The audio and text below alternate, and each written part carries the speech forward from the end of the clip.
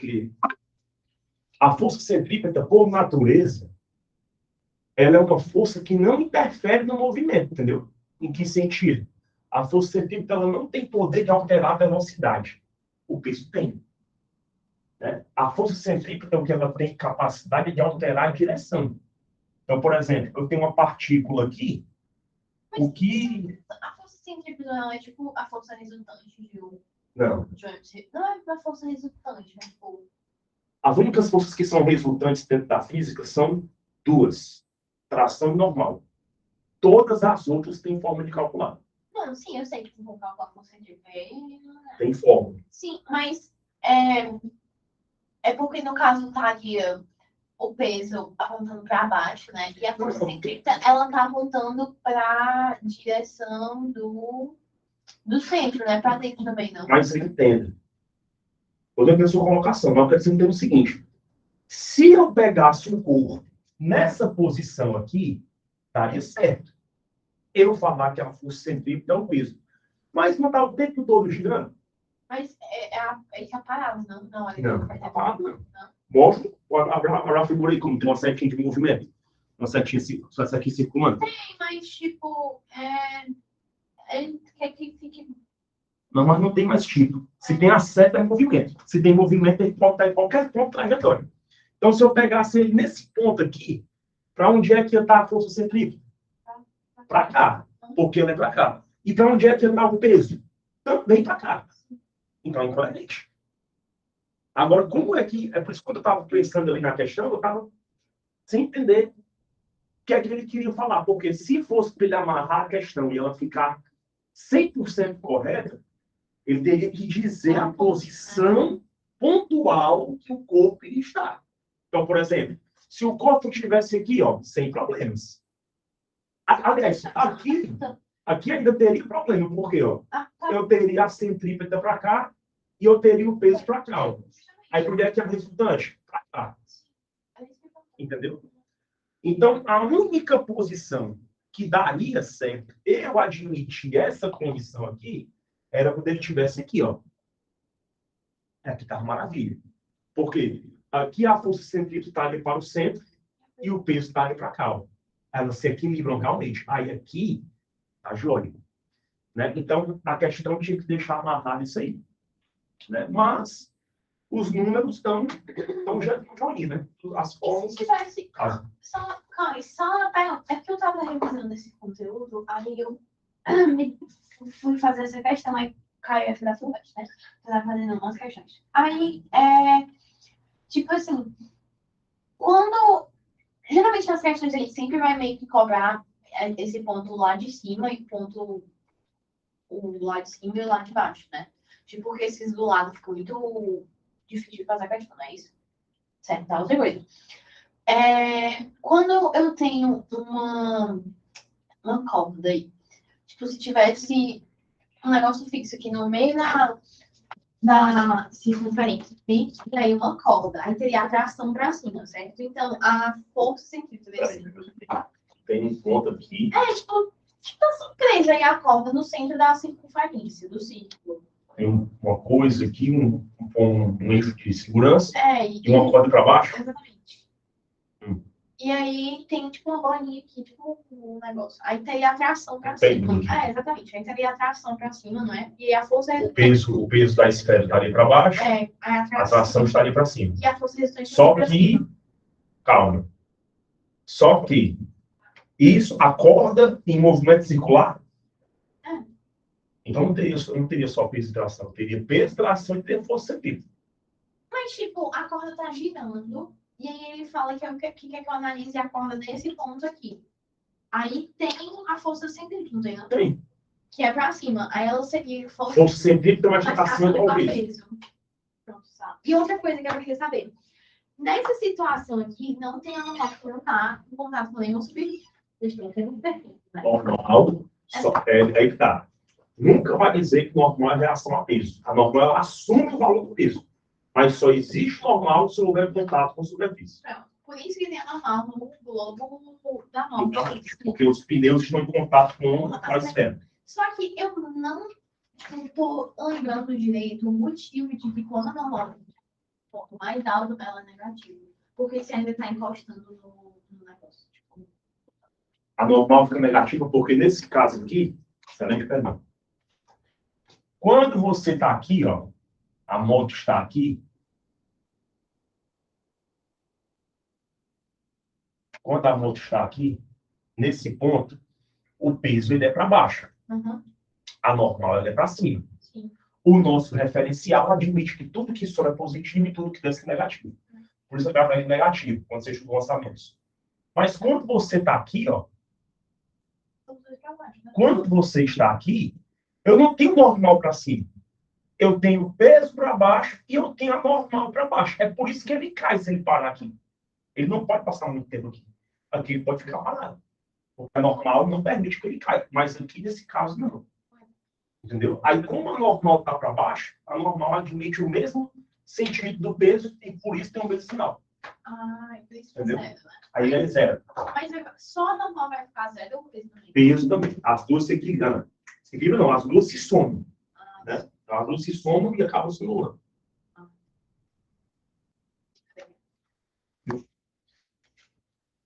Mas essa questão da FUVEST, ela é boa, viu? Ela é boa sim, né? Para contas, né? Agora, para a teoria, não ficou muito bem amarrado. É porque a única eu até pensei em igualar a força em quintal peso, só que eu não me toquei desse negócio da força angular vezes o raio. A fazer isso, entendeu? Aí a... Você fala da angular, né? É da velocidade angular. Aí eu fiquei presa nessa parte da questão. É porque assim, ó, até para vocês duas também é importante, porque essa sua é muito própria. Quando você fala de movimento circular, você tem que lembrar. Se eu pego um corpo e escrevo uma trajetória circular, aqui é o centro da trajetória, aqui eu tenho um raio, correto? Embora eu não enxergue, tem um raio aqui, e aqui eu tenho uma partícula iniciando o movimento. Quando essa partícula ela começa a se deslocar, eu vou presenciar um deslocamento escalar dela, é óbvio, vai ter uma distância percorrida. Então, por exemplo, se ela vier até aqui, ó, ela descreve uma certa distância, que é essa parte do setor circular. Só que, paralelo a isso, esse raio, essa linha imaginária, também está fazendo um ângulo, que é o ângulo de fase, que a gente chama de ângulo de fase. Então, aqui eu não tenho só a velocidade linear. Não tem. Porque se eu tivesse só a velocidade linear, ela que sempre é tangente à trajetória, o corpo sairia de trajetória. Ele deixaria de fazer um movimento circular e faria um movimento tangencial, um movimento retilíneo. Então, tem uma coisa a mais que mantém esse meu corpo aqui preso a essa trajetória. E essa coisa é a aceleração centrípeta.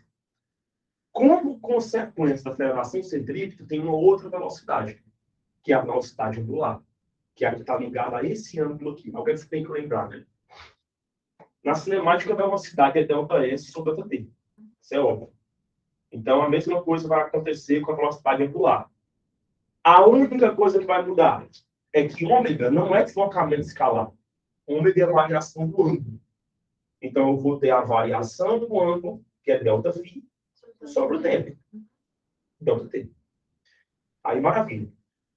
Desenvolvendo aqui a ideia, só tem duas unidades possíveis para ângulo. Ou ele é dado em graus, ou ele é dado em radianos.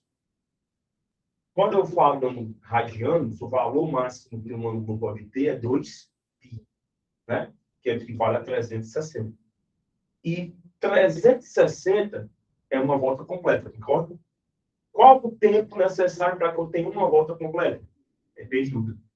Então, eu posso dizer que isso daqui vai ser 2π sobre t. Correto? 2π sobre t. Só que, matematicamente falando, o período dele é o inverso da frequência.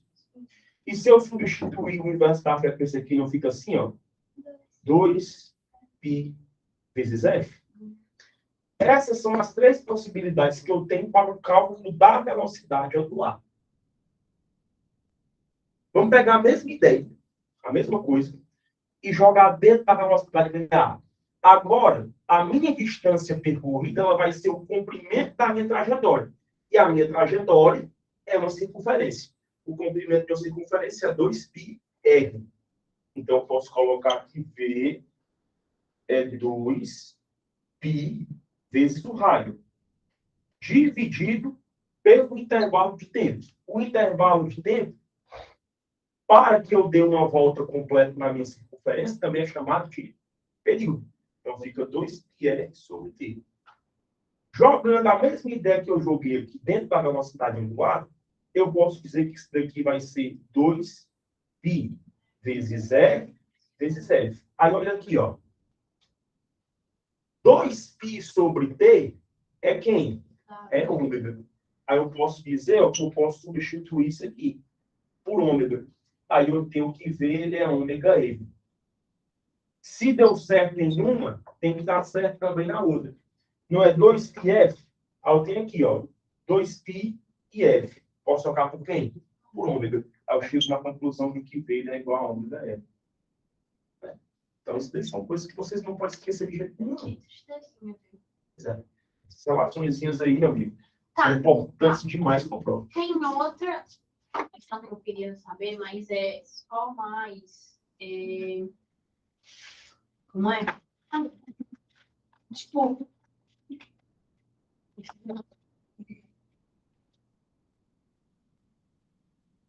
Tendo no chão da fibra o corpo de massa é igual a 4 kg preso em extremidades e a outra fixada no ponto P. Escrevendo o trajetório circular de raio R em horizontal. As respostas são. O fio forma um ângulo θ em relação à vertical. Considere gravidade 10, sendo que θ 0,6 e o cosseno 0,8. A força centrípeta que atua sobre o corpo é. A resposta é só 10, 20, 30, 40, 50 mil. Peraí, deixa eu ver aqui. A parte que. É porque essa daí eu vi a resolução. Porque. Só que eu não entendi essa função que ele faz, tipo, para usar a relação do seno e do cosseno. Eu pensei em fazer isso, só que não como ele fez. A parte que está bem aqui. Está preso por esse fio que tem um comprimento L. L é o comprimento do fio. Que é 90 graus, isso aqui é θ. Isso aqui é o raio. Aí, ele me deu senos e cossenos. Aqui é cateto oposto e que é hipotenusa. Cateto oposto R sobre hipotenusa L é o seno de θ. Certo?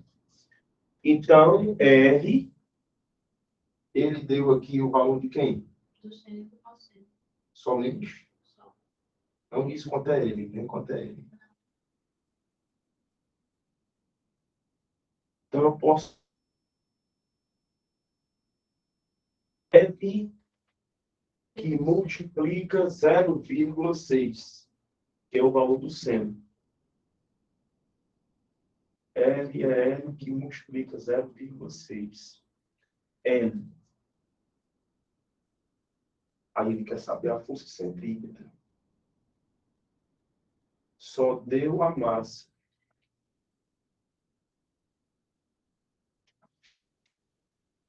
Deixa eu pensar aqui. A força centrípeta.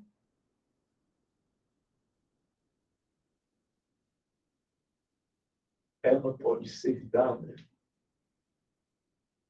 como mv quadrado sobre r. Certo? Se ela é dada como mv quadrado sobre r, se eu desenvolver aqui a ideia, eu posso dizer que a força centrípeta ela é m que multiplica ômega r ao quadrado sobre o raio. Aí, eu posso dizer que a força centrípeta ela vai ser N que multiplica ômega ao quadrado vezes CDI. Eu vou estar usando o número.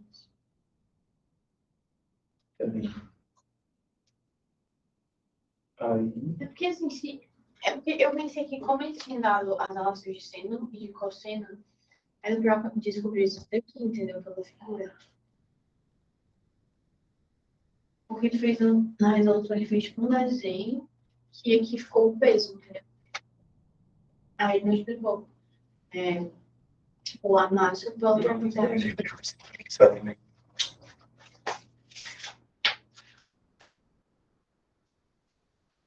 então, aqui, se eu utilizar o ômega pode ser ΔΦ sobre TI. Daqui para cá, eu tenho amplitude. Para cá eu tenho amplitude. Para a direita é positivo, é mais rápido. Eu posso dizer que a força centrípeta, a massa ela é 4.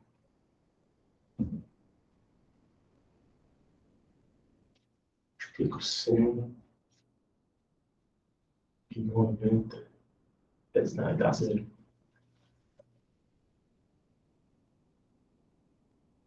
Se eu fizer aqui para achar o valor de L, dentro do triângulo, ele usou o peso para baixo. Aí tinha que estar aqui a partícula. Eu tenho o peso aqui.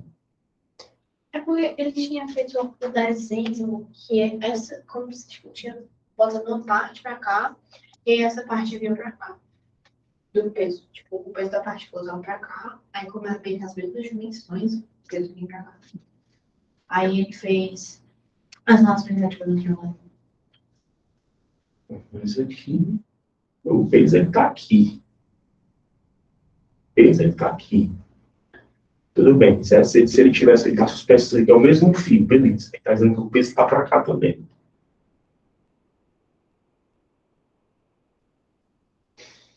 O peso seria cateto adjacente. Seria, usaria tangente, que é essa aqui. Aí o peso seria cateto adjacente. Aí, seno sobre cosseno A tangente seria... de teta, que é o caso do peso. Peraí. Tangente, feito aí, tangente de teta seria o cateto oposto, que é o F, sobre o cateto adjacente, que é o P. Aí tangente é seno sobre cosseno, né? Aí ficaria 0,6 sobre 0,8 igual ao raio dividido pelo peso, que é 40. Então, ficaria 0,3 sobre 0,4 igual a R sobre 40. 0,3 sobre 0,4 igual a R sobre 40.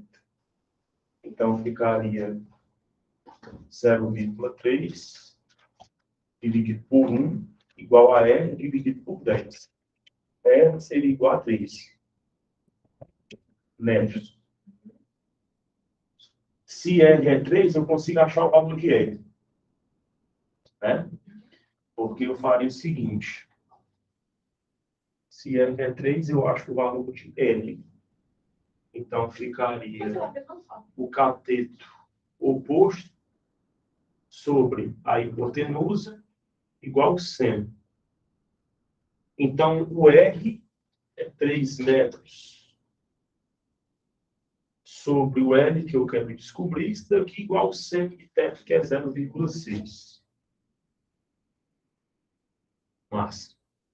Então, vai ficar L igual a 3 dividido por 0,6. Não me dá zero alguma coisa. Não, dá 0 não. Dá 5. Poxa. Pois se você for fazer... Ah, sim, ia ser 30 dividido por 6. Dá 5. L é 5. Tem o L e tem o L. Ele quer saber a força centrípeta.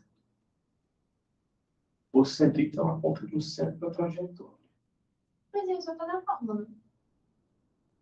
mv ao quadrado sobre L. Eu tenho a massa. Mas eu não tenho o V. Ensina. Ele não deu o V aqui. Isso que eu acho muito estranho. Peraí, eu tenho o L aqui. Eu tenho o R aí. Mas não faz sentido. É só fazer uma. Mas peraí. Se eu achei R é 3, L é 5,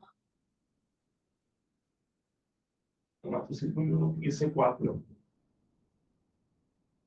Não vai ter que fazer a mesma coisa que vocês, não. Porque como vai ligar no fio, vai ter atração. Aí ia ser tipo, fosse centrípeta, mais tração. Mesmo peso. Essa aí, a tração ainda assume o valor do peso. Porque se eu fizer a força centrípeta para cá, o peso para cá, Mas ele não tá rodando assim. sim, exatamente. Então, Ia ficar a força centrípeta mais peso. mais o peso menos a tração. Isso aqui é igual a zero. Mas mas peraí. Essa tração se equilibrar com o peso. Não é pra ser força centrípeta mais peso igual a tração. Vai ficar aqui agora. Hein? Aí eu teria que a força centrípeta, ela seria a tração menos o peso.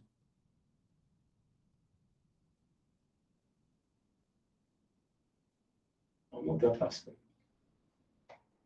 Mas aí você vai descobrindo. Se eu substituir os dados, mv quadrado sobre r igual a tração menos m vezes g,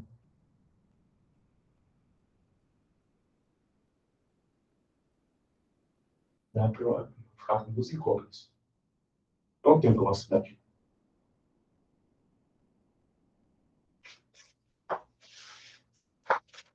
Manda essa questão para mim, que eu vou guardar com mais calma em casa. Vamos pegar uma tudinha na questão. Mas manda aí, que essa questão é interessante. Eu tenho WhatsApp aí? Tem, acho que tem no meu. Manda, que eu faço no papel e passo para ti. Essa daí é da Mackenzie. Boa. Eu achei a resolução dela, quando eu vi, menos confusa que a da Combust.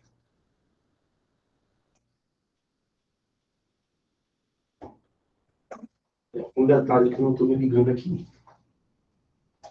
R sobre L. Agora. Mesmo que eu faça pela tração. É Lucas Simões? Não. Não, Araújo. Mesmo a tração, se ela se equilibrasse com o peso, não teria lógica. Porque a força tipo seria zero.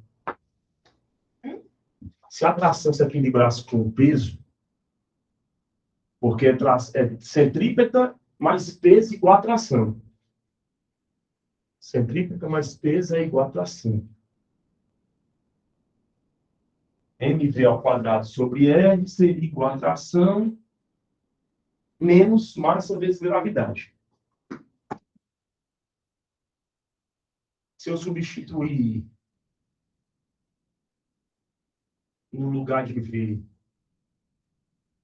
ômega M, fica ômega vezes ômega ao quadrado vezes R igual a tração menos a gravidade. Igual a tração menos a gravidade. Se fica a tração,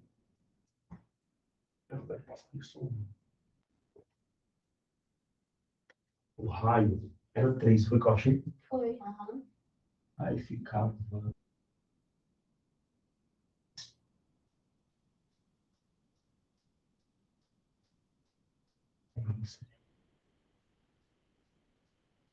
O centímetro igual a 2.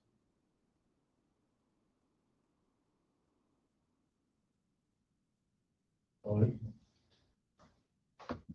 Acho que é isso mesmo. Acho que a saída aqui é achar o valor de ômega. Achando o valor de ômega, você acha o valor de V.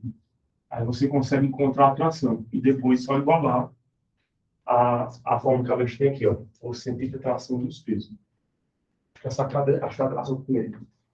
Vai dar certo. Você está com mais calma para fazer. Eu lembro que na aula passada eu comecei a fazer as questões de eletrostática, não foi? Tá sem microfone? Pode falar assim. Aí é? Tá só de boa, né? Vamos lá. Chegou aqui as mensagens aqui. Fiz contas, hein? Vocês lembram, não? Tá com o Nossa, que eu marquei que o seu cara aqui no meu. Aí foi? Foi, você tava perguntando. Mas eu acho que você tá mentiramente mesmo, lembrou? Ó. Deixa eu começar do eletrostática, né? Foi. Tu só não deu a lei de Coulomb. Foi? O senhor disse que não ia dar. Ah, pois é. Pronto. Tu só fez até a quarta. Foi? Foi. Olha pra mim a 5 aí. Se caiu alguma questão de lei de Coulomb, agora eu explico dentro da questão. Vai. Uma carga negativa Q é aproximada de uma esfera condutora isolada, de uma esfera condutora isolada, eletricamente neutra. A esfera é, então, aterrada pelo fio condutor. A série alternativa que preenche corretamente as lacunas do enunciado abaixo, na ordem que aparece.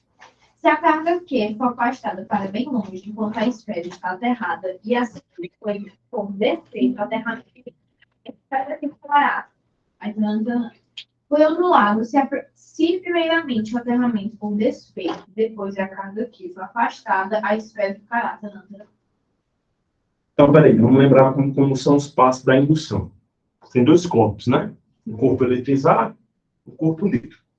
O corpo eletrizado, ele recebe o nome de corpo indutor. E o neutro de corpo induzido.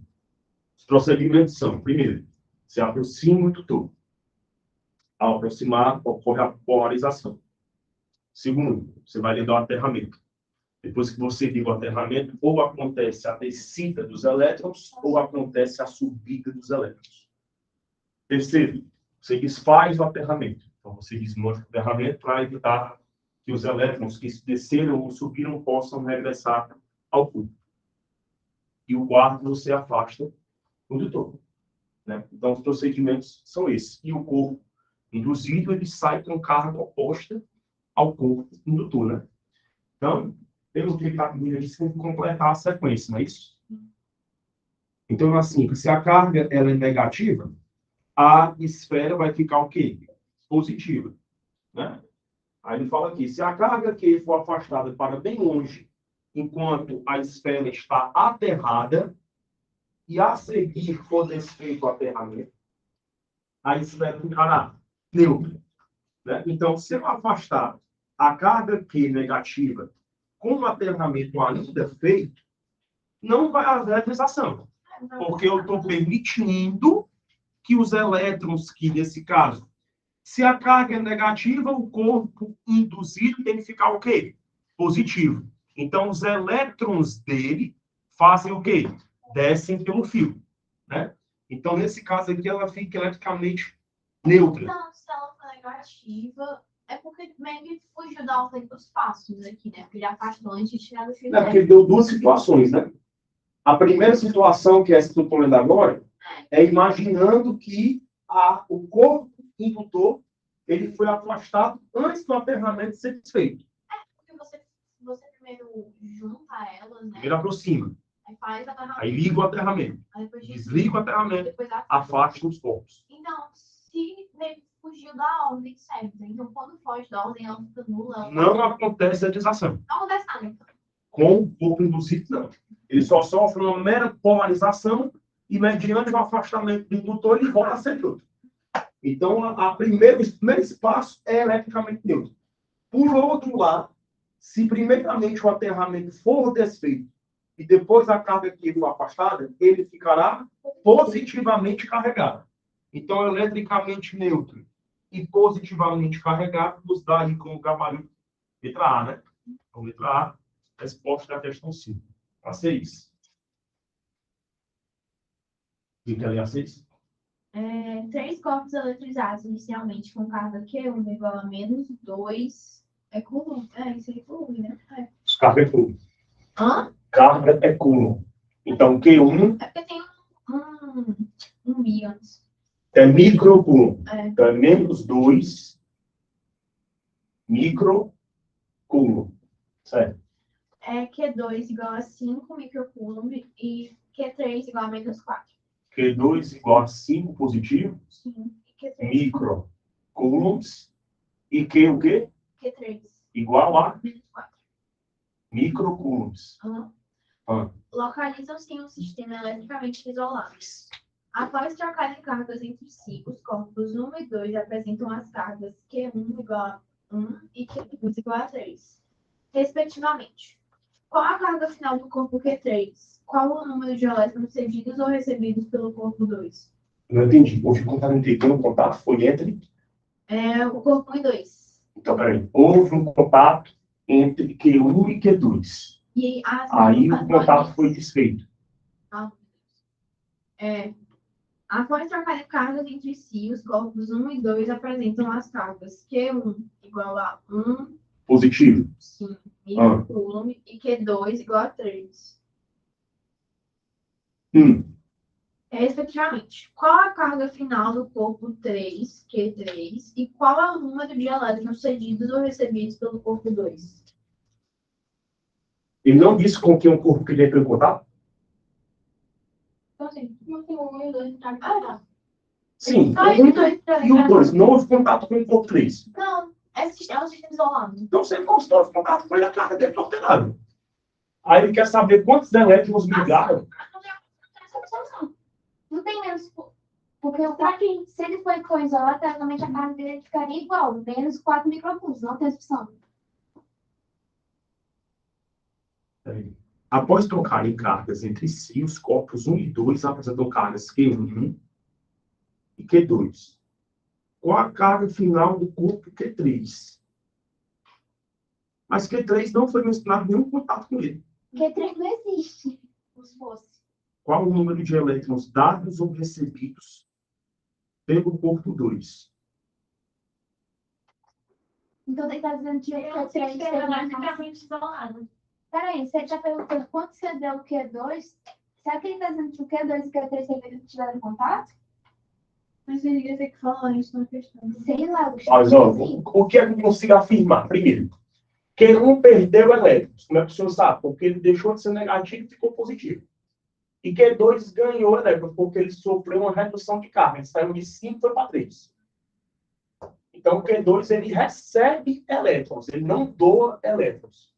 Então, se ele recebe, o número de portadores dele é negativo. Só por que depois eles não ficaram tipo, iguais, balanceados? Que nem aquele negócio que tem sistema de Boyle. Que é tipo, ela já sempre contato, que ela fica a média dela. Porque ele não falou aqui se os corpos são idênticos, né?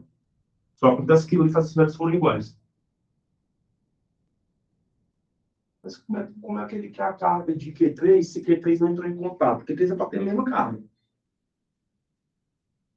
Vamos ver aqui o número de portadores que está fazendo para eliminação. Aí a gente consegue ter ideia. Porque, assim, pelo número de portadores, Q é igual a mais ou menos N vezes R. Correto? A variação de carga do corpo Q2, ela foi o quê? É a carga final menos a carga inicial. Isso daqui é igual a N vezes o E, correto? Sim. Aí o N vai ser positivo se ele tiver ganho, negativo é perdido. O sinal do N depende exclusivamente do sinal do Q. Então, eu vou ter a carga final 3 microcoulombs, certo? Menos 5 microcoulombs, que era a carga inicial do 2, né? O N é a carga inicial, então. Dentro do que é variação de carga. Eu acho que eu já tinha escrito N. Aí o N eu quero descobrir que multiplica o valor de E, que é 1,6 vezes 10 a menos 19. Tem vendo aqui que ela Aí 3 menos 5, menos 2. vezes 10 menos 6. Que multiplica 10 a menos 6 coulombs. Isso aqui é igual a 1n, né? Que multiplica 1,6 vezes 10 elevado a menos 19. Garotinho aqui está multiplicando, passa para cá dividindo, né? Então, n é menos 2 vezes 10 a menos 6, dividido por 1,6 vezes 10 a menos 19.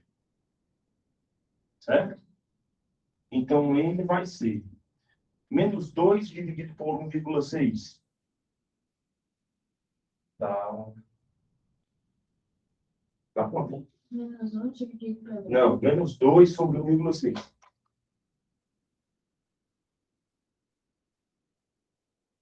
Menos 1,25. Menos 1,25. Que multiplica 10. Aí, ó, conserva a base e subtrai os expoentes, né? Então, vai ficar menos 6 menos 19. É menos 6 mais 19, que é igual a 13. Então, esse foi o número de elétrons que o nosso amiguinho corpo 2 ganhou. Só que aí ficamos apenas com 3 opções. 3, ele ganhando 1,25. Ele não coloca aqui... Ele não coloca o sinal. Ele quer saber os elétrons cedidos ou recebidos pelo corpo 2. Recebidos. 1,25 vezes 10 a 13. 1,25 vezes 10 a 13. Tem 3 opções. Aí, se eu fizer por lei de conservação das cargas, O sistema da soma dela deve ser constante. eu sei, mas peraí. Mas se eu fizer por lei de conservação das cargas, isso é óbvio. Mas mesmo assim, ia ficar assim, ó. A soma das cargas iniciais, QA, QB e QC, são a soma das cargas finais. Q' A mais Q' B mais Q' C. Certo? Tá beleza, né? Faz sentido. Aí eu teria que a carga de A seria menos 2, a carga inicial, microcoulombs, mais 5 microcoulombs, mais menos 4 microcoulombs. Aí isso daqui é igual a carga de A após o contato, que é 1 microcoulomb, mais a carga de B, que é 3 microcoulombs, mais a carga de C após o contato. É por isso que eu estou dizendo que a lei da conservação não está fazendo sentido, porque a carga é após o contato. Né? Vamos ver o que se bate aí. Aí eu vou ter, ó, menos 2, menos 4, é menos 6. Menos 6 mais 5. Menos 1 microcoulomb. Correto? 3 mais 1 de cabeça. Muito bem, 4. Está positivo, vem para cá o quê? Negativo. Menos 4 microcoulombs. Isso daqui é igual a Q' C. Aí a Q' C seria menos 5 microcoulombs. Menos 5 microcoulombs e 1,25 vezes 10 a 13 elétrons. Letra B. No enunciado, ele falou do sistema eletricamente isolado? Falou. Ele falou isso? Falou. Ah, então se ele falou isso, tá certo. A gente falou isso. Então, se o sistema for eletricamente isolado, tá certo. E realmente essa resposta. Mas... Tem menos 5 e 1,25? Mas você pode tomando as energias tipo, iniciais. Energias não, cargas. Cargas iniciais e finais de cada um, né? O sistema conservativo é isso. O que você tem inicialmente, você tem que ter no final. Então, se ele é eletricamente isolado, não pode haver perda de carga. Então, a quantidade de carga que eu tinha no início, eu tenho que ter no final. Só que mesmo ele sendo eletricamente isolado, o C não fez contato com ninguém.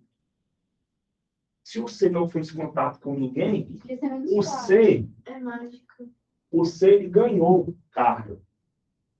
De onde que eu não sei? Ele ganhou uma carga. Ele ganhou 1 microcoulomb. E 1 microcoulomb é muito elétrico. Ele ganhou do... Cara, é o que eu estou dizendo. Tem questões que fazem um sentido matemático, não é isso? Você faz as contas, está certinho, né? Mas o conceito da questão não casa.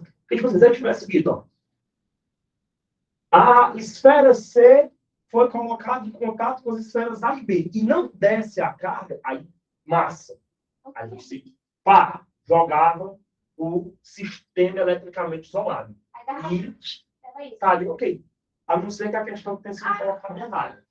Eles falam assim, após trocarem cargas entre si. Então, todos eles trocaram na Ele falou isso daí? Ou falou só os corpos 1 e 2? Após trocarem cargas entre si, os corpos 1 e 2 apresentam. Mas, tipo, tem uma vírgula no meio. Eu vou ler Todos eles. Três corpos eletrizados inicialmente com cargas Q1 menos 2 microcoulombs, 5 microcoulombs e Q3, 4 microcoulombs. Localizam-se em um sistema eletricamente isolado. Após trocarem cargas Eu não ouvi essa parte. entre si, os corpos 1 e 2 apresentam as cargas Q1', 1 microcoulombs. Então, peraí. Após trocarem cargas entre si, então são todos. Sim. Os corpos 1 e 2. Apresentando. Beleza. Tá ok. Deixa eu dar errado. Parece que está correto. Então, dá certo mesmo. Então, se eles trocaram entre si, todos eles estiveram em contato. Então, a questão está certíssima. A gente é só muito ruim em português. Tá A correto. gente não grava isso. Se fosse ditado, não ia rolar. Aí vocês têm que estar mais atentos do que eu essa vírgula aí. Tá? Sério. Chegar assim, estavam entre si, vírgula, aí vírgula falava. Ponto final. Aí, meu amigo, aí falei toda a diferença. Mas, enfim, deu certo. Você chama qual, hein? A6. Vai, 7. Sim, programa ali. B, né? Letra B. Letra 7. Questão 7. Ao se atritar um bastão de vidro com um pedaço de lã, inicialmente neutros, ambos se eletrizam por atrito, de modo que o bastão fica eletrizado positivamente e o pedaço de lã fica eletrizado negativamente. Isso acontece porque dentro da série triboelétrica, o vidro ele está acima da lã. Os materiais que estão mais acima, eles têm uma tendência eletropositiva, enquanto os que estão abaixo têm uma tendência eletronegativa. A mais positiva perdeu, não é? Eletropositivo ou eletropositividade é a tendência espontânea de ceder elétrons. Enquanto eletronegativo ou eletronegatividade é a tendência de ganhar os elétrons. Né? Então, ou ganhar elétrons, está nos em minutos. A transferência eletrônica ou a transferência energética, ela só acontece a nível de eletrosfera. Então, o corpo ele nunca pode perder prótons ou ganhar prótons. Ou ele ganha elétrons, ou ele perde elétrons. Né? A gente viu isso na definição de átomo. Porque dentro do modelo atômico rigoroso, o atual, que a gente aceita como real, né? O modelo de Rutherford, o núcleo ele é constituído por prótons e nêutrons, que são partículas estacionárias. Né? Então, elas são partículas inanimadas, elas não se movem. Então, toda a transferência de energia, ela só acontece a nível de eletrosfera. Então, só os elétrons que podem se mover. Aí, nesse caso aí, por que foi que a lã, ela ficou negativa? Porque ela rouba os elétrons do vidro. Então, o vidro perde os elétrons da lã. Vai, continua. Nesse processo de eletrização, bastão de vidro... Vidro perde os elétrons. Perde elétrons apenas. É porque tem a opção que ele quis que ele perdeu também pronto. Não, somente elétrons. Então, ele não perde prótons. Certo? Letra E. Ele perde, não é? Só perde os elétrons. Somente. Não a perda de prótons. Se você mudar a quantidade de prótons de um corpo, você muda o estado dele. Então, acontece na química, quando você muda a massa do elemento. Então, se você muda a quantidade de prótons que o corpo possui, ele se transforma em outro elemento. Ele deixa de ser aquele que ele é e passa a ser outro. Não tem como você reduzir a quantidade de prótons. Próximo. 8. As figuras mostram a sequência de processos de eletrização por indução. Inicialmente, tem-se um bastão eletrizado positivamente e uma esfera neutra sobre um pedestal isolante. Então, se o corpo indutor é positivo, a esfera neutra vai adquirir um caráter negativo. 1. Aproxime-se o bastão da esfera. 2. Liga-se a esfera à Terra. 3. Desfaz a ligação. 4. E afasta o bastão da esfera. 5. Os 4 processos foram respeitados. A eletrização por indução vai ser um sucesso. Quando o bastão for afastado, o corpo inicialmente neutro vai estar com carga negativa. E o que é que acontece? Como o bastão aproximado foi positivo, não é isso? Para cá vão vir os elétrons e para lá estarão os prótons. Como os prótons não têm poder de descer, os elétrons ascendem. Eles sobem pelo fio, pelo aterramento, neutralizam os prótons, deixando o corpo, que era inicialmente neutro, negativo. A esfera, nas situações apresentadas na figura 2, que é aproximar o bastão da esfera, e 4, desfazer a ligação, respectivamente, estão. A 2 está neutro, por causa que ele Então, peraí, no caso 2, é neutro. Ele vai estar polarizado. no caso 2, ele vai estar polarizado, né? Então, vai estar polarizado. As cargas negativas vêm para cá e as cargas positivas vão para lá. Entretanto, na situação 2, ele ainda tem o mesmo número de prótons e de elétrons. Tá neutro. Se o número de prótons e elétrons é igual, ele está neutro, né? Já na situação 4, em que o aterramento ele é desfeito, ele já está eletrizado. E está eletrizado negativamente. Então, neutro e eletrizado negativamente. Letra B, resposta correta. Né? Mas a caixa de desfazer a ligação e afastar o bastão da esfera, ele já vai estar eletrizado? Nas etapas de... Não. Até o momento em que eu desfaço a ligação, ele ainda está neutro. Quanto é que ele vai estar eletrizado? Quando a ligação for desfeita, eu esperar um pouquinho. Que aí as cargas vão se assentar e ele vai adquirir a coisa elétrica. Não é um processo instantâneo, não. É o que eu digo sempre. A eletricidade ela não é automática. Ela não nasce assim, do nada. Saindo um pouco da eletrostática e entrando, por exemplo, na dinâmica, que ensina basicamente o mesmo, que muda só o movimento das cargas. Mas o que é que leva as cargas a entrarem em movimento? É uma diferença de potencial. É uma DDP. Até vocês devem puxar pela memória. Quando eu falo do DDP, eu vou lembrar. DDP, tensão, voltagem. Aí vou lembrar de um resistor, vou lembrar de gerador, vou lembrar de capacitor e corrente elétrica e tal. Quando Benjamin Franklin foi estudar as correntes elétricas, por que eu digo as correntes? Porque existe a corrente real, o movimento real dos elétrons, que é o sentido real da corrente, e tem um sentido convencional, que é o que nós utilizamos.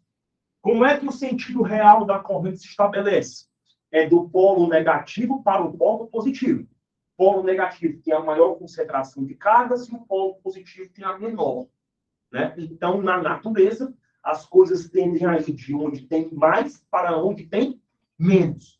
Porém, nós adotamos o sentido convencional e ele é oposto, né, ao sentido real da corrente. Então, dentro do sentido convencional, dizemos que a corrente elétrica ela vai do polo positivo para o polo negativo.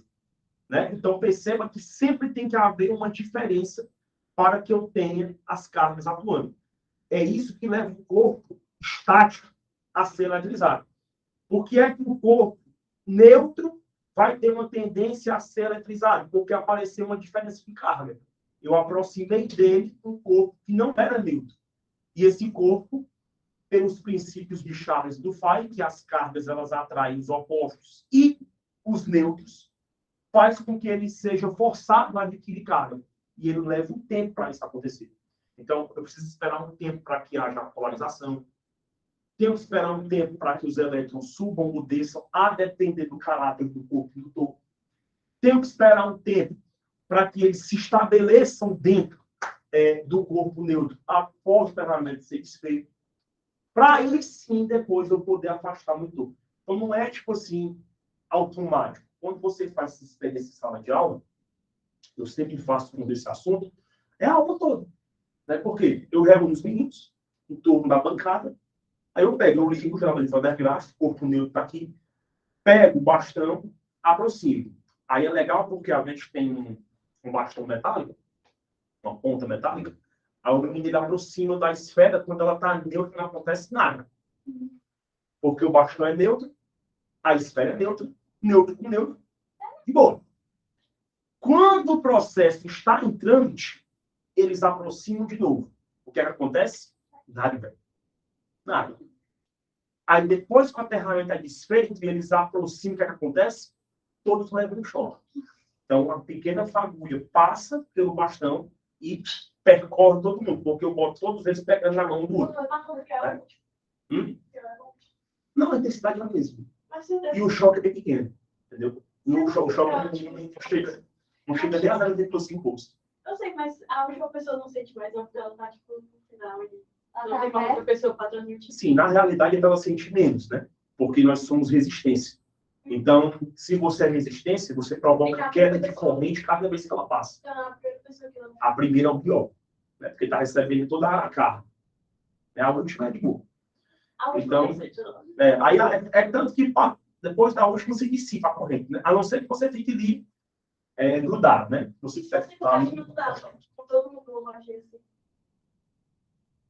Aí era para acontecer da carga ficar perpétua, mas não tem como, o ambiente se encarrega de roubar a carga. Né? Então, o sistema real é dissipativo, ele não é conservativo. Mas seria muito legal ficar de uma unidade aqui. Não seria legal. Não, ia ser legal se desse pra fazer, tipo, 600 pessoas. Eles fazem umas cargas do sistema elétrico na massa mesmo. Então, ficou claro a dúvida? Essa aqui é do outro capítulo. Aí fica falando de quê aí?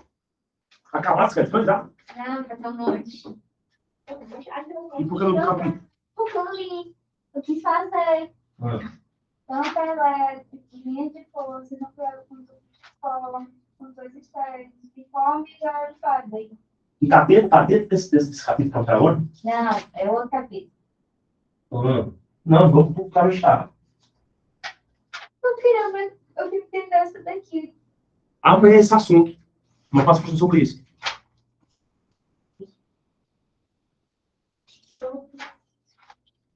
Você sabia que o Natal tá chegando? Vocês não lembram da aula de Fábio, não? Porque a gente tem DVD com armadura metálica, TV com armadura metálica. É fácil, vai. Natal tá chegando. Natal tá chegando. Vai lá. Aniversário. Meu aniversário também. É Natal. Nasceu no Natal? Não. Nasci em dezembro. Nasci em dezembro. Natal. Próximo Natal, essa piada. Eu nasci em dia santo. Que bom. Qual é o dia? 8. Sempre tem dia 8. Marco lá Santa com Joana. Conceição. Vai, Santa Joana, lê pra gente. É porque a gente tava no que? 9? É. Vai. O para-raios foi construído por Berlucanti, Aí, fala dele agora, não foi?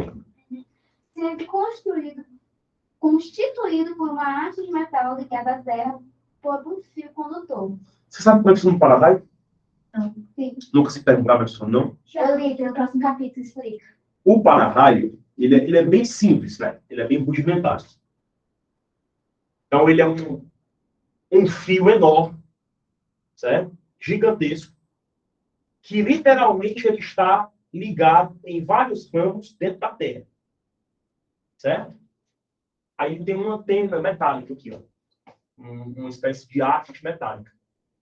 Por que é metálico? Para atrair o raio. Então, ele é metálico. Olhando pela cidade, por uma luzinha vermelha. Ele está ligado, ele fica emitindo uma luzinha vermelha. É sinal que está funcionando. Se a luzinha estiver desligada, é sinal que ele não está funcionando, está quebrado. E como é que eu vejo o meu Assim, não precisa todo prédio ter um para-raio, né? Basta que o prédio mais amplo da região tem. Então, normalmente é o que acontece. Mas, tipo assim, nós não temos uma padronização em Fortaleza, os prédios têm tamanhos muito diferentes, né? Então, quando você chega, por exemplo, ali pela Raul Barbosa, quem vem da direção da Maraponga para cá, aí você chega ali em Castelão e tal, você já começa a ver a selva de pedra, né? Então, você vê a selva de pedra, que são os vários condomíniozinhos um ao lado do outro e tal, e todos eles despadronizados. Mas basta que tenha, por exemplo, um raio de 30 quilômetros, um para-raio. Ele é suficiente para proteger um raio desse. Só que não tem só um, tem vários. Por quê? Os prédios, eles procuram ser independentes. Isso é bom, porque caso o para-raio dê o prédio, né? Outros estão funcionando e vão manter a garantia das pessoas. Então, o para-raio é muito importante, principalmente aqui dentro. Só que por que ele é importante? Raios sofrem uma atração, que é chamada de efeito de pontas. Pessoal, o que são os efeitos de pontas? O raio ele é altamente atraído por lugares protuberantes, lugares altos. Então, ele não pode ver um lugar alto que ele quer chegar lá. Né? Ele tem essa atração, é a natureza do raio. Então, por isso que quando você está em tempestades, não é inteligente você se apoiar em prédio, se apoiar em árvore, né? Ficar dentro da água. Professor, o que é mais fácil de fazer? Ou você vai para dentro de um carro, se você não estiver em casa, ou fique dentro de casa. São os cantos mais seguros para você estar. Né? Se um raio atingir um prédio que não tem para-raio? É choque. O que acontece é choque. No prédio inteiro? Sim. Todo do prédio. Sim. Você pode comprar dentro do Total, destrói o prédio. Se um raio cair em cima dele, destrói o prédio. Mas é o prédio caro, então o prédio. Não. O raio vai provocar incêndio no prédio. É uma descarga que tem poder de incendiar tudo. O prédio inteiro. Então, o que tiver de aparelho elétrico, papoca tudo, papocando, a tendência é incêndio. Agora a Maria tem razão. Aí, Não, uma rádio não, prédio. não, mas eu entendo. Essa chance não existe. Pessoal, por que essa chance não existe? São vários para-raios. Então, São vários prédios. se um raio cair, um desses para-raios vai se encarregar de circular essa área. Que dá uma área sem um monte de prédios nenhum sem para-raio. E se o seu prédio é mais alto? Aí eu digo uma coisa que eu costumo dizer para os alunos, né? Pessoal, assim, se mamãe tivesse 6 peitos, era uma porta. Né? Esse negócio aí, sim. Vai tirar o par de todos que prédios. E se o meu prédio... Obrigado, a chuva do porra. E se o meu prédio for mais alto e o para-raio dele não estiver funcionando, mas os prédios menores da vizinhança estiverem para-raio? De boa. E se eles não Independente da tiverem, altura. O recomendável é que... Você sabe o que é o prédio mais alto da cidade? Ele está em fabricação. Não sei se vocês já viram. existe, no caso. O maior da cidade. Não, o que existe não. Eu sei que o maior, ele é na beira-mar. Ele é de 50 sabores. Ele se destaca em relação aos demais. Né? Sobre como é que o senhor sabe, eu dou aula em frente a ele. Então, o do estado que eu trabalho é exatamente de frente. Eu até gravei um vídeo aqui. Passando pelo prédio. Não é isso não. É olhando para a rua, porque você olha assim para a padronização, aí fica, né, de boa, e você... Os pés são todos praticamente da mesma altura. Mas no caso dele, não. Ó, no caso, deixa eu pesquisar aqui. Peraí. Ó, esse é o prédio. Né? Então, ele é substancialmente grande. Eu filmei aqui, ó. Você vê a diferença. Os prédiozinhos aí, né? Aí chega nele, ó. Você tem que subir. Mas tinha construindo, né? Telefone, né? Aí, esse daqui tem 52 andares. Meu Deus. Puta que pariu. E os andares são o quê? Tipo, 50 metros, um apartamento para andar ou menor? Aí... Ela ainda é uma corretora de imóveis ainda. O seu já viu para uma televisão? Eles explicam como é que eles fazem aqueles prédios gigantes lá em Xangai. Eles colocam como se fosse um ventilador no certo andar para o vento poder passar, para não ter... Não, no Paris tem que ser caralho que era nos anos 20. E... Então, não sei como é que não tem como é que fez. Muito mais A aula não vai ter construção civil. Voltar para o que interessa. Então, ó, naquele prédio que é o mais alto, com certeza ele vai ter um para-raio. Aí ele sozinho tem poder de proteger a região toda, no raio de 30 quilômetros, né? Ele é gigantesco. O quanto mais alto o prédio. Se ele não tiver para-raio, ele leva choque. Ele é muito alto. Então, ele se destaca na sua... Quanto mais alto o prédio, maior o risco de descarga elétrica. Né? Então, ele vai ter um para-raio. Talvez não só um, mas muitos. Então, uns 4 ou 5, que caso um dê defeito, o outro vai cobrir. Então, você coloca lá o para-raio. Só ele já é suficiente para proteger, por exemplo, aquela região da beira-mar toda. Porque é um raio de 30 quilômetros. A beira-mar não tem um raio de 30 quilômetros. Ela não tem um raio disso. Então, o raio da beira-mar, o máximo que ela deve ter de raio ali, 8 quilômetros. Por que você é muito mais aqui o litoral? Beira-mar. A beira-mar começa no espigão e termina no Mucuripe. Ali é beira-mar. Pois é, Então, ali é outra coisa, cai um pouco do coisa. Então, ali, a beira-mar ali, ela tem um raio de 8 km. Mas quando você vai pela beira-mar, você não vê uma luzinha, você vê várias. Se você é para os prédios, todos eles piscam. Então, todos eles têm o para-raio. O que acontece? Ó, quando o raio vem, a descarga acontece, esse carinha aqui, ó, ele provoca o que a gente chama de excitação elétrica. Causa a excitação no raio e o raio vem para ele, ó, é atraído. Aí o raio ele é canalizado através desse fio. E para onde é que ele vai? Para o chão. Aí chega no chão, a Terra se encarrega de neutralizar. Era massa se, por exemplo, desse para pegar esse raio aqui e armazenasse, né? Se você armazenasse o raio, você teria uma energia gigantesca, né? Bom, mas não existe material capaz de suportar. Porque se ele normalmente fala hospitais, porque quando está com resíduo lá, ele podia carregar o gerador. Aí tu tenta imaginar o Ceará que estima-se que dentro de uma tempestade, com 30 minutos, nós temos mais de 100 mil raios por minuto. Né? Então você teria realmente muita Natural, sem dependência de nenhum produto fóssil, incrível. deve estar na chuva, né? Precisava de para-raio depois de anos de mudar o prédio. Só para saber. Quando o raio foi descoberto, nem prédio existia. Quem me descobriu foi Franklin, né? Então, o Benjamin Franklin estava lá soltando as raios do conceito de bar. Né? Aqui o quê? Ele queria um para-raio. Ele não queria o para-raio, ele queria por acidente. Claro, Então, o que é que estava acontecendo, né? Benjamin Franklin estava interessado em conhecer o que era corrente elétrica. Ele fez um experimento bem simples, né? Ele pegou uma pipa, alçou a pipa e levantou o voo, né? Aí pegou não vou dizer uma chave, mas pegou tipo uma garrafa de vidro e usou uma haste metálica, que alguns representam por uma chave, né? Os desenhos você vê chave. Mas ele pegou uma haste metálica e amarrou na linha, né? E essa haste metálica estava dentro da garrafa. Aí o Franklin deixou a pipa, sabe? E não ficou. Os desenhos são mentirosos. Aparece ele segurando, ele deixou amarrado. Certo? Ele deixou amarrado. Se alguém já foi morto por raio, agora que ele sabe. Ele não tinha noção do efeito fisiológico. Mas ele, né, os relatos contam que ele deixou lá porque ele não sabia que horas o raio iria chegar. E ele não estava disposto a esperar. Não se existia energia nessa época. Não, ela não pode raio, não. Só falando numa tempestade, a pessoa dá um raio na cabeça e morre. Sim, mas entenda. Hoje, se uma pessoa morrer de um raio do outro lado do mundo, você sabe. Antigamente não sabia, não. Então, morresse uma pessoa que morava a quarteirões de você por um raio, você só vai dar fé que ela morreu muito tempo depois, porque ela disse que não correu como se corre, né? Então, o Franklin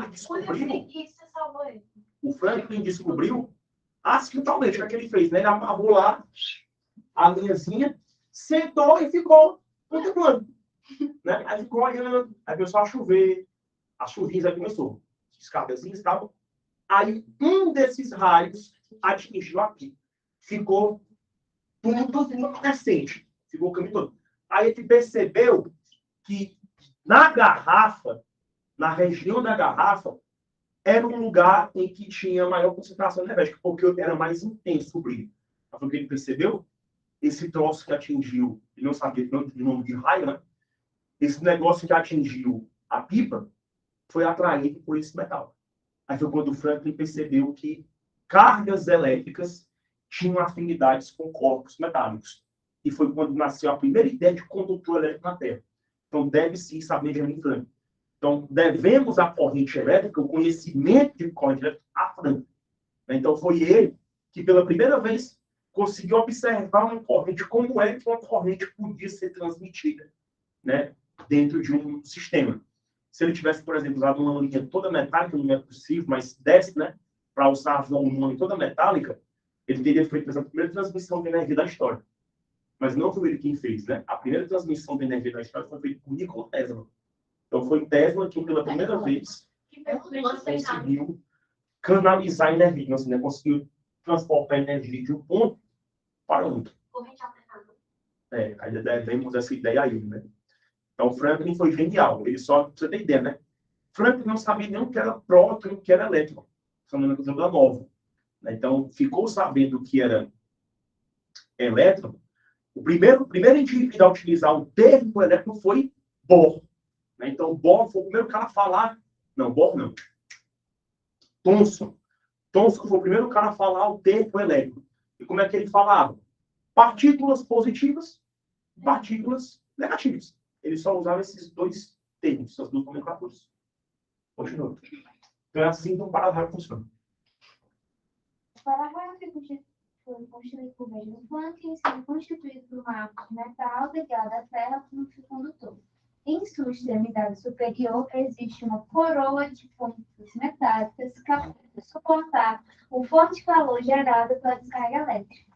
Tá vendo? É muito forte. Então, tipo assim, se você levar um choque de 200 watts, você levar um choque, não.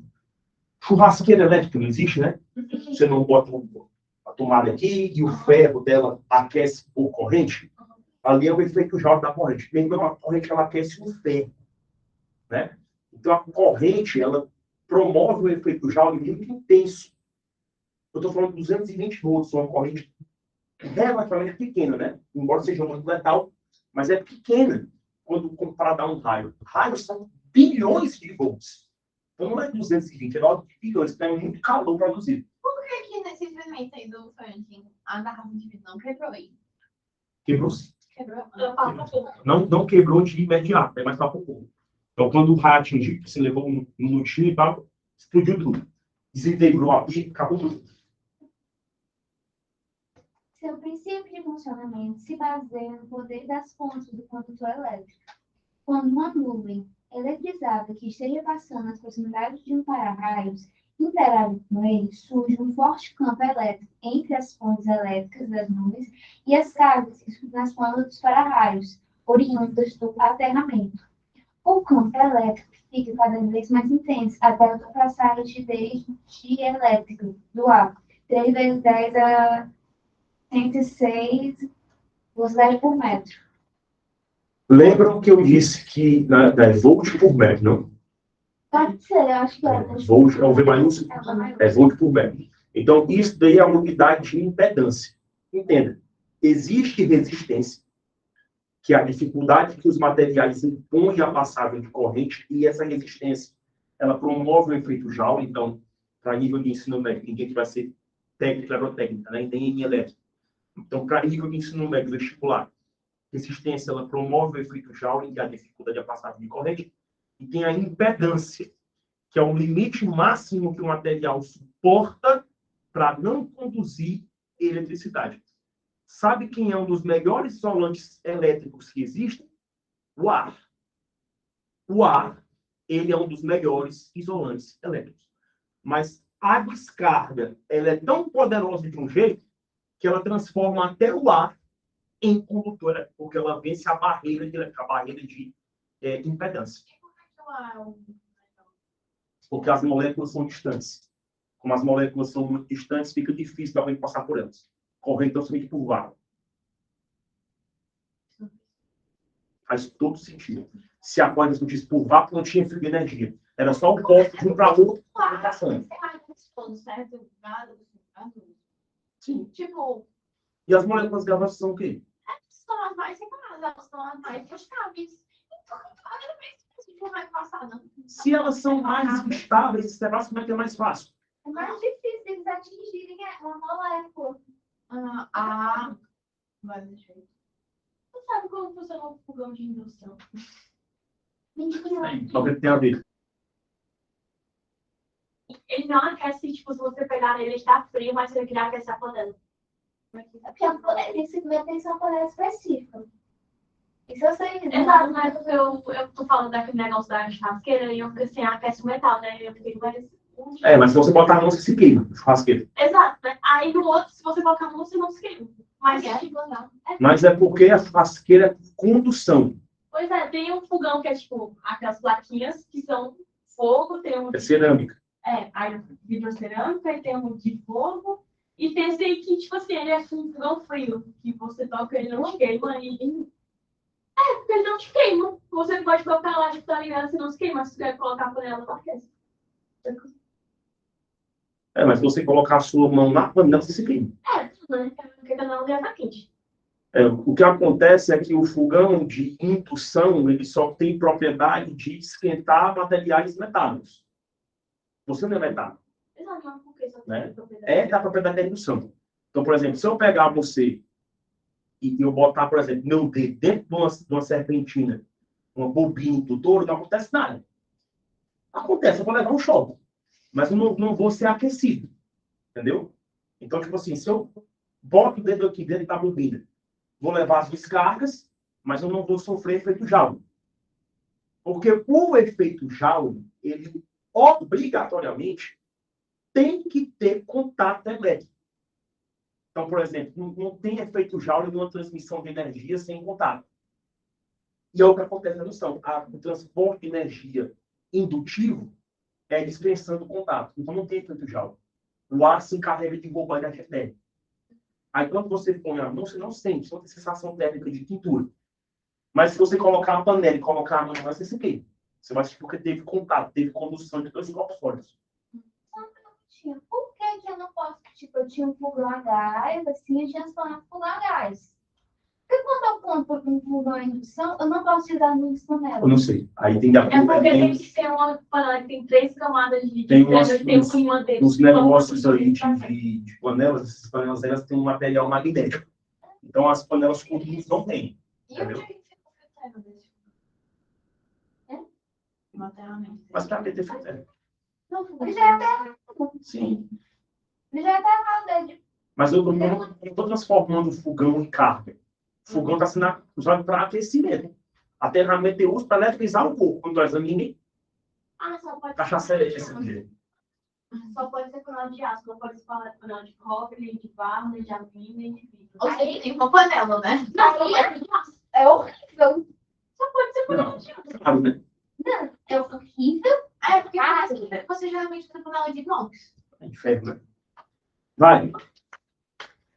Meter um fogão nada a ver com o assunto. Que só vai ser pobre. Então, como Mas é que o produtor é pobre. uma panela de aço, Ele faz com os fogões a gás, que o fogão é muito melhor. Eu tenho sempre um sentimento sobre isso. Se eu tivesse todo dia eu ainda continuava com a gás. Eu teria dois, porque eu ia ter medo da criança chegar e colocar a mão em tudo. Nem tô nem aí. É ruim, cara, é uma experiência que se aprende. Não, É sim. ela se queima de outro jeito, senão ela não for. Se você privar a criança da experiência, ela vai crescer burra. Verdade. Não, essa vez Então, se você disser, meu filho, acontece isso, ele vai saber. Será que acontece? Eu queria discordar, mas eu não posso, Ok. porque eu conheço pessoas. Aqui. Todos Eu sou assim.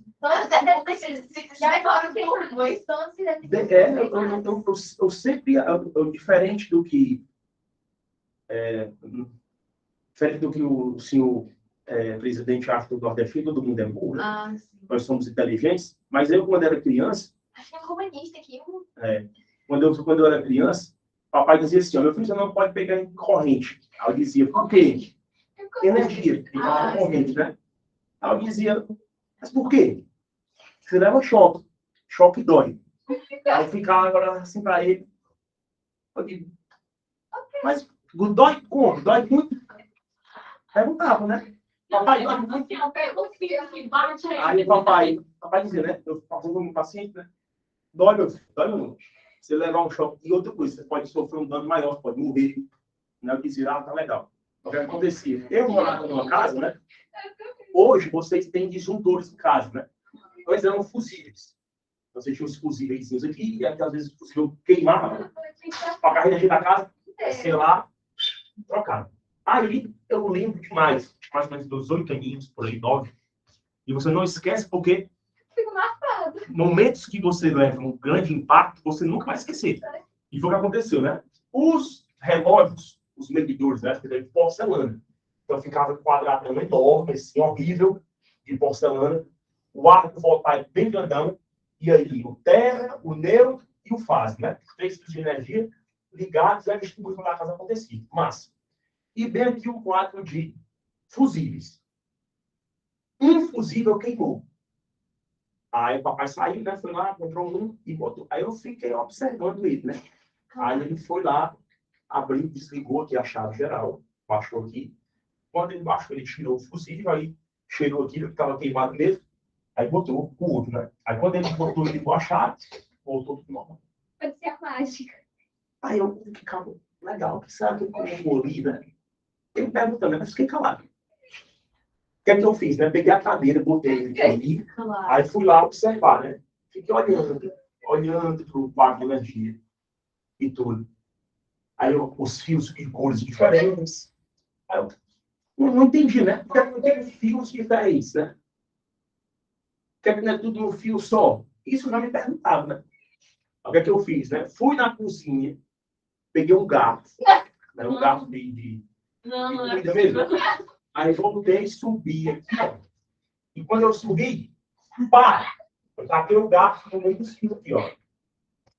Olha, foi só dois trabalhos. Eu bati o garfo e voei. Então, assim, ó. Pegou aqui, pá, na parede. Pá, eu pronto, não lembrava de nada. Fui acordar no hospital, estava todo enfaixado e tal. Cara, foi uma chibatada. Aí meu pai me conta, né? Cara, tu, quando a gente estava conversando, né? Esse menino quase morre, escapou de morrer por pouco. Então, só que eu estava em casa. Segunda vez. Eu botei, ó. Ele botou um garfo no quadro de energia. A energia jogou ele longe. Bateu esse negócio todo na cabeça. Então, tipo assim, eu aprendi o que era energia. Ora, não. Eu lembro que só colocou minha mão assim no meio. Eu não só me queimei, como ficou com marcos, com um monte de coisa. Acho que eu tenho um marco aqui, ó. Eu tenho um marco nos braços. Que... Sobrevivendo. Aqui, ó. Eu também, eu fui tentar ligar no interruptor e por algum motivo me deu um choque. Eu descobri na prática de corrente elétrica, por isso que não podia mexer. Né? É a segunda história que já conta aqui, sabe? Então, aí o outro, eu já contei na história do Bill Gates. Aí no amor fraterno da mamãe. Aí, beleza. Aí, então, eu aprendi, molequinho, né, como é que funcionava o choque. Então, se você privar a criança de experiência, sim, você não vai mandar tacar um gato na energia aqui. Mas, por exemplo, ela botar o dedo na tomada, pô, então, eu estou com minha filha aqui, a mais velha, né? Ela olha assim, eu digo, o que você está olhando aí? Eu, papai, essa tomada aqui, se eu colocar as coisas nela, ali dentro, você quer experimentar, colocar o dedo? Aí ela olha para mim assim, né? O que é que acontece? Se eu botar, eu digo, o que acontece? Você vai levar um beliscão. Só que você tem que colocar nesse aqui, ó. Aí ela, e por que nesse? Eu digo, porque se você colocar, isso vai ficar pregado. Aí, papai, você vai ficar bravo. Você quer experimentar? Aí ela, eu posso, você é livre. Você tem livre-arbítrio. Você quer fazer? Eu deixo. Mas assim, saiba, você vai levar um choque. E choque é ruim. O choque é ruim. É ruim como? Dói. Muito, muito. Neném vai chorar, ele vai. Não vai. Mas se você quiser, tá aqui. Aí depois que eu explico tudo, ela fala assim, né? É melhor não, né? Eu disse, é melhor não. Tem como ela morrer de choque na tomada? Se for negativo, tem. Mas qual é o negativo, né? Esse aqui, ó. É sempre um tom mais frio. Ah, é? Se você olhar para o tomado, esse aqui será negativo. Então, independente do lugar que você tem. Se não, vou pegar no diferente. É tipo assim, você botar o dedo aqui e fixar, em poucos tempos você vai levar o choque. Pouco tempo. Eu nunca tive essa tração. Essa tração. Que nem enfiar pra dentro da tomada, não. Se você botar o dedo aqui e ficar, com o tempo você acaba levando. Né? Aí o que é que eu falo? Depois que eu explico tudo para ela, ali, por isso que eu pago tudo isso daqui. Ó. Aí eu compro os bujãozinhos, né? E boto no pão. Aí ela fica assim, é verdade. Então eu não posso tirar isso aqui. Não, não. Mas você pode pegar uma coisa e ligar. Aí isso daí você pode fazer. Você quer experimentar? Ela diz, quero. Depois pega aqui, ó. Você vai pegar na parte de borracha e vai ligar. Aí eu fico observando, né? Aí ela vai bem direitinho. Ela vem, ó. Aí olha para cá, aí olha, aí coisas automáticas, mas ela, por exemplo, é muito fabricante. Ela mora com a mãe dela e toda vez que eu vou, ela nunca liga alguma coisa sem perguntar se pode. Eu posso ligar uma mãe ou eu posso ligar para alguém? Pode. Desde que sua mãe esteja próximo a você. E quando eu estiver lhe visitando, eu esteja próximo a você. Aí ela vai ter essa consciência. Eu só fui levar no shopping com 13 anos. Antes eu vinha muito esse negócio. Ela levei muito choque. Aqui eu ainda levo choque ainda. Não, ela colocava aquele negócio na tomada e eu não levava choque. Aí eu não sabia que choque doía. Aí, nesse dia que levou o choque, eu fiquei tremendo e eu fiquei com um corte que eu estava com 13 anos. No portão de casa, eu fiquei assim, meu Deus. E ficou Se você quiser ter uma porque eu experiência, fiquei meio acostumada com choque. se você quiser ter uma experiência muito boa de choque, Não, cara, não. é cerca elétrica. Não, É a melhor experiência de choque que você pode ter. Por quê? não te mata. Né? A cerca ela é feita para não matar. Então você não vai morrer. Mas ela te dói. Mas a cerca ela é feita para machucar. Ai, não vai sentir Meu irmão, o choque é somente de 12 volts. É o choque que você leva, por exemplo, de um aparelho de celular. Só que, brother, 12 volts não mata. Não mata. Mas provoca um dano terrível. Por exemplo, 12 volts é a corrente capaz de provocar tremores no corpo. Então, quando você leva choque de 12 volts, você fica com um movimento involuntário. Então, você fica o tempo todo aqui, ó. Mesmo após choque, ou você vai ficar com o braço tremendo, ou a perna, alguma parte você vai ficar assim, ó, tremendo por conta da corrente que pegou no seu corpo. Ocorre fibrilação muscular. Então, é o melhor choque para você levar. Não tem risco de morte. Você não vai morrer. Mas você vai sentir a dor grande do choque e você vai ficar com efeito. Chegou em casa, olha, eu passei assim. Chegou, eu disse que era legal. Ó, aqui. Pá! Vamos parar. Eu acho engraçado que a pessoa se corta com o choque, porque a mesma até hoje. Mas claro que se corta. A corrente é efeito já, né? Calor, parte a carne. Depois é mais Aí fica aquele jeito de queimar depois. Churrasquinho. Delícia, né? Ei, o Júlio vai poder encerrar. Sim, para a rádio. Uma placa reunida transformando o caminho condutor até as nuvens. A partir desse momento, ocorrem descargas elétricas. De acordo com o texto, o fenômeno de eletrização que surge nos raios que surge no para-raios, Antes da antes da descarga elétrica, atrito, contato, Sim. indução, ionização e radiação. Atrito. Contato, indução, ionização e radiação. Então, o que vocês acham que é?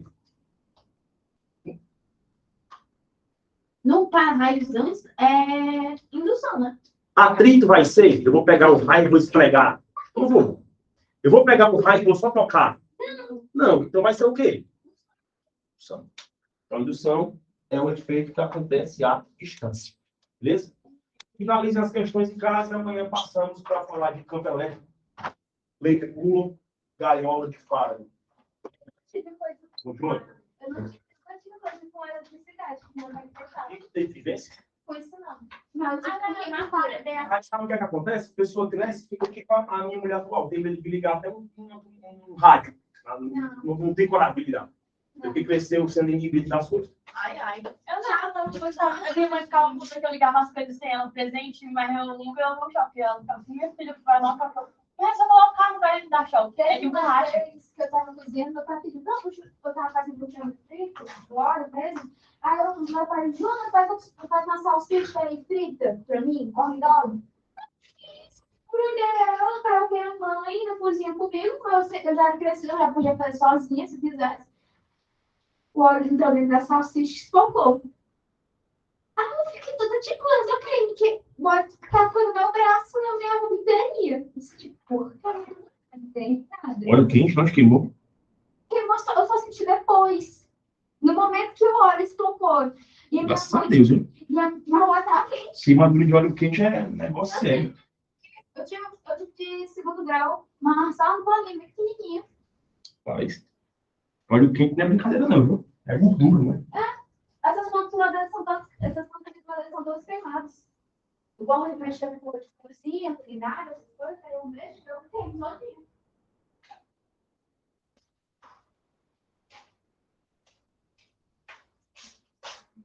Então, querido. Tchau.